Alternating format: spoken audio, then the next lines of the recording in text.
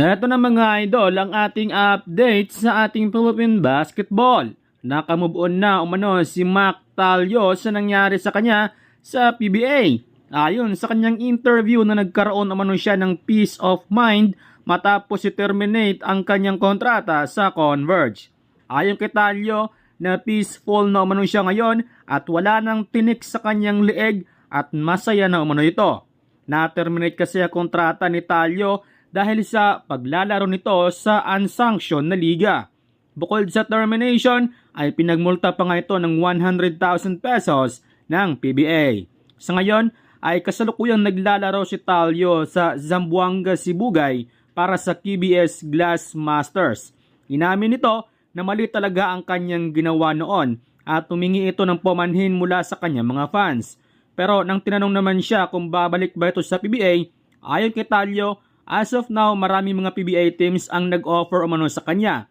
Pero wala pa umano itong planong makabalik sa PBA. As of now, plano niya ngayon ay maglaro muna sa MPBL.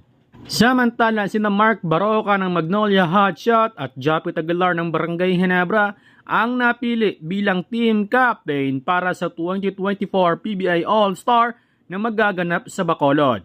Silang dalawa kasi ang nakakuha ng pinakamaraming boto mula sa mga fans.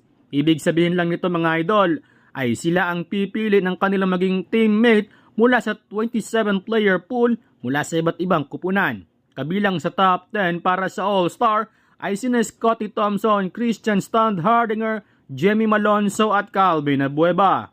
Samantala, tinalo nga ng Gilas Pilipinas ang bansang Hong Kong sa kanilang laban kahapon sa score na 94-64. Malaking tulong para sa Gilas Pilipinas ang 30-9 run sa third quarter upang masilyuhan na ang laban.